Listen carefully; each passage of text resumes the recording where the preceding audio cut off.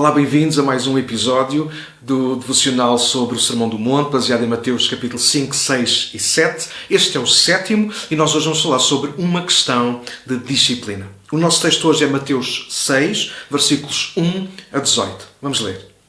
Tenham cuidado. Não pratiquem suas boas ações em público para serem admirados por outros, pois não receberão a recompensa de seu Pai que está no céu. Quando ajudarem alguém necessitado, não façam como os hipócritas que tocam trombetas nas sinagogas e nas ruas para serem elogiados pelos outros. Eu lhes digo a verdade, eles não receberão outra recompensa além dessa.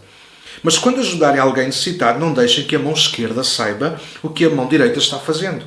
Deem sua ajuda em segredo, e seu Pai, que observa em segredo, os recompensará. Quando vocês orarem, não sejam como os hipócritas, que gostam de orar em público nas sinagogas e nas esquinas, onde todos possam vê-los. Eu lhes digo a verdade.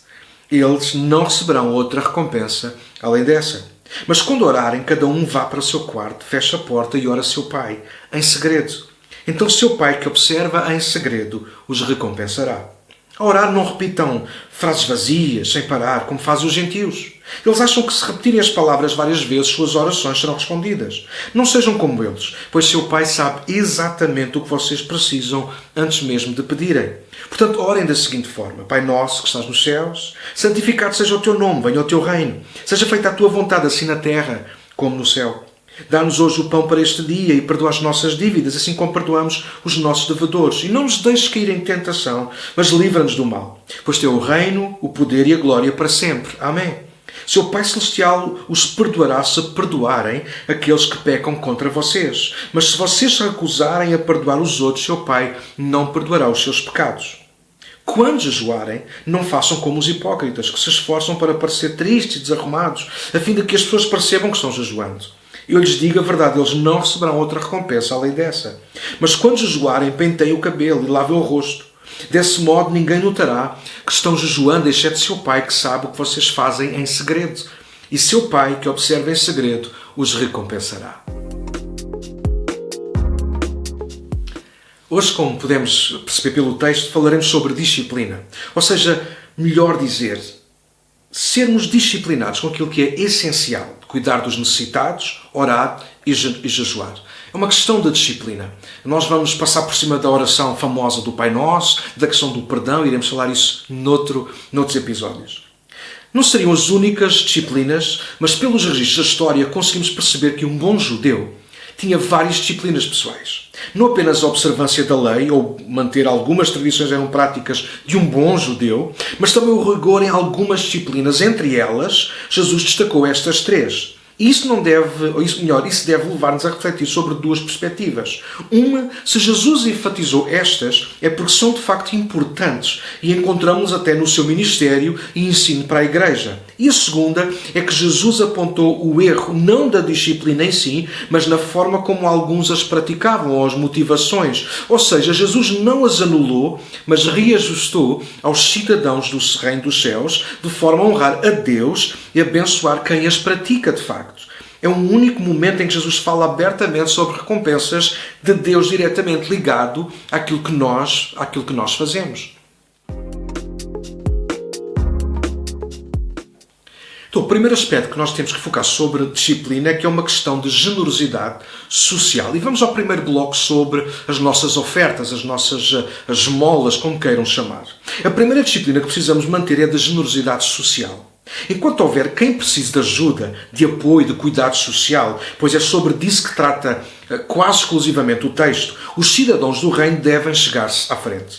Contudo, a ajuda prestada não deve servir para nos ajudarmos a nós mesmos, ao nosso ego, ou mesmo à nossa reputação. Se ajudamos para receber nós o mérito ou reconhecimento ou para impressionar os outros, então o que fazemos é apenas para satisfazer a nós mesmos e não para cuidar dos que precisam, e isso faz-nos perder muito diante do Senhor. Ao lermos os Evangelhos, a generosidade de Jesus fica clara. Ele fez questão de cuidar de quem mais precisava, quando precisava, sem desejar as atenções para si mesmo, fosse a curar, a ressuscitar ou a multiplicar pão e peixe. Muitas vezes Jesus disse isso, para depois fazer o milagre, para não contar quem o tinha feito. Os apóstolos aprenderam com Cristo que a generosidade não era só uma questão de oportunidade, mas uma das marcas divinas que precisava continuar presente. Isso só lá na igreja primitiva. Desde cedo a igreja começou a dar prioridade ao cuidado social entre os irmãos mais necessitados. Atos capítulo 2 e Atos capítulo 4, eles vão nos falar sobre isso. Paulo reforça ainda também isso nas suas cartas, de Romanos capítulo 12, Efésios no capítulo 4, e os demais apóstolos, incluindo Tiago, que nos esclarece muito sobre esta área. Ele diz no capítulo 1, verso 27, Tiago: a religião pura e verdadeira aos olhos de Deus, o Pai, é esta: cuidar dos órfãos e das viúvas em suas dificuldades, e não se deixar corromper pelo mundo. É interessante que Jesus, no final do Evangelho de Mateus, capítulo 25, identifica-se a si mesmo com esses necessitados, com os mais favorecidos da sociedade, e diz inclusive que deixar de cuidar desses necessitados pode ser razão de perdermos a nossa salvação, porque perdemos a oportunidade de os servir a Ele através dessas pessoas. Claro que não ganhamos a salvação fazendo as boas obras, ou fazendo boas obras, aliás, não é essa a questão que está aqui, mas porque somos cidadãos do reino, porque somos salvos por Cristo, então a nossa ou sua generosidade, aliás, e cuidado pelos desfavorecidos devem ser encontrados em nós agora e por nós colocados em prática. Provérbios capítulo 21, 13 diz o seguinte: quem fecha os ouvidos aos clamores dos pobres será ignorado quando passar necessidade. O que precisamos reter aqui é que não fazemos aos outros para que não nos falte a nós amanhã, mas porque temos tido ou sido cuidados até o dia de hoje pelo Senhor. Cuidamos também agora de outros, pois sabemos e confiamos que a nossa vida está nas mãos do Senhor. O reino é uma questão de generosidade. Não esporádico ou quando temos a mais ou por outra razão qualquer. Ajudamos sempre que houver necessidade ou necessitados. Não por nós, mas em nome de Cristo. Para isto precisamos disciplinar-nos a nós mesmos a fazer sempre o bem a todos. O segundo bloco na nossa leitura diz respeito à oração. Então nós vamos falar agora sobre uma questão de intimidade. Esta é uma outra disciplina. Todos sabemos que intimidade não é uma coisa que se adquira de um dia para o outro. É necessário ser-se intencional, ou seja, muito disciplinado.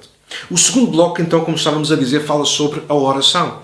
Mais uma vez, Jesus apontou os exageros e erros cometidos nessa disciplina, mas sem a colocar em si em causa ou retirar do nosso dia-a-dia. Não iremos refletir, claro, como já disse há pouco, na famosa oração do Pai Nosso, porque é riquíssima e tem tanto para nos ensinar.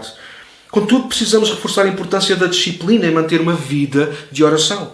À semelhança da generosidade, a oração não é para ter público, não é um espetáculo que fabricamos e com ele tentamos impressionar os outros. A oração é o meio através do qual Deus deseja se relacionar intimamente connosco. É através da oração que expomos e abrimos o nosso coração, mas é também através da oração que podemos conhecer e ouvir o coração de Deus. Eu creio que a imagem que Jesus passa não foi sem propósito, mas totalmente intencional. Jesus fala-nos do quarto ou aposento, e este era, por norma, lugar de intimidade, onde o marido e a esposa se relacionavam, tanto fisicamente como havia conversas particulares. Longe, por exemplo, dos filhos. Quarto fala também de lugar sagrado, onde segredos são falados e postos a descoberto, onde a nudez não é vergonha, mas a única virtude e vantagem.